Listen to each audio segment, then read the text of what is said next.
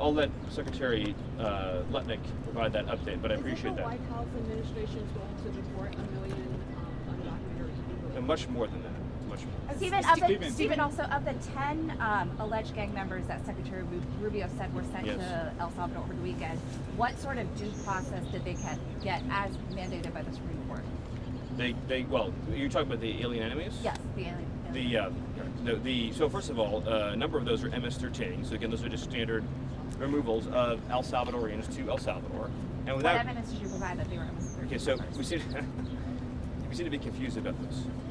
Illegal aliens from El Salvador, again, get deported to El Salvador. Do you all appreciate that like tens of thousands of El Salvadorians have been deported to El Salvador? You seem to be under the impression that El Salvadorians living in our country illegally just get to stay here. They don't. They get arrested and deported. Then the fact that they're MS-13 just puts an extra priority on our deporting them. But we would deport someone to El Salvador regardless of whether or not they were MS-13 if they were here illegally. That's just an extra, because of the priority on public safety threats, we're emphasizing the removals of gang members, in this case, foreign terrorist organization gang members. But as to your other question, they went through all of the due process, as you would call it, that is required by law. So, but I just want to, what I find so mystifying is that I've been talking to you all for a very long time. I legitimately, in my entire, going back years actually, in my entire professional life, I've never received this many questions from the media about an American who was raped or murdered by an illegal alien. Legitimately never. And all of you who are enjoying your lives and doing quite well, if you had children and you were living near any of these people, you would move away immediately. You would call the police immediately. You would call us and ask us to make you and your family safer immediately. And you thank your lucky stars every night that you have enough means and enough money not to live in communities where, say, illegal alien pedophiles offend and reoffend and keep reoffending and keep reoffending. The expression there, but for the grace of God, go I. The Biden administration apprehended 2 illegal aliens from Venezuela. They were trained to Aragua. A lot more than 2, but the story I'm telling is 2. And they decided they were entitled to an enormous amount of due process. And they didn't feel they had enough evidence to just deport them right away. So they put them on a monitoring system known as supervised release. You're familiar with this case. But a few weeks later, they kidnapped a young girl named Jocelyn Nungary, who was 12 years old at the time. I'm sure you've seen pictures of her. Just the most perfect girl you could possibly imagine. And her mother loved her very much. She was tied up, savagely beaten, stripped naked, tortured to death, murdered.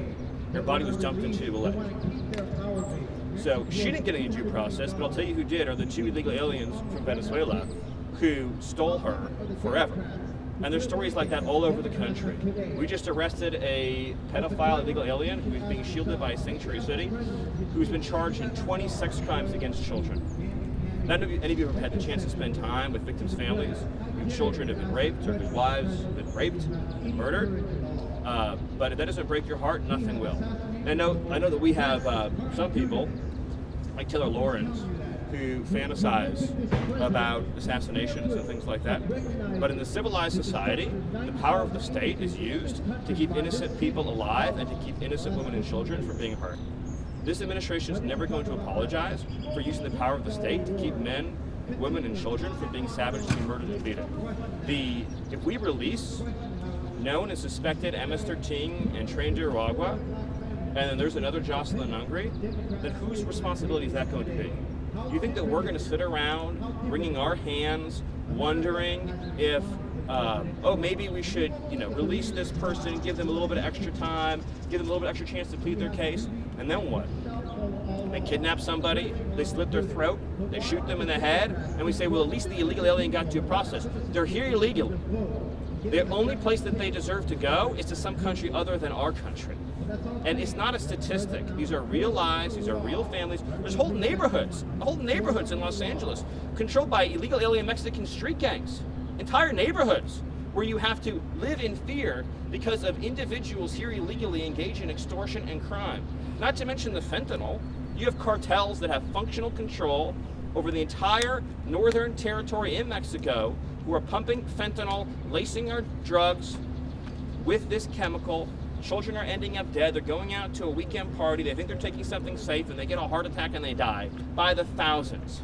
So we're not going to apologize for doing something about that. And I just wish we lived in a country where the media gave 1/10 a damn as much about Americans who were murdered and brutalized and savagely killed, beaten to death, as they did about whether illegal aliens that we all agree are illegal aliens should get 1 million days in court and 1 million trials and 1 million this and 1 million that.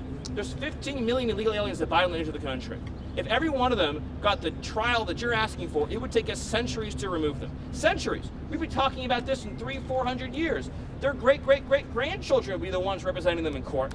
That's how long it would take.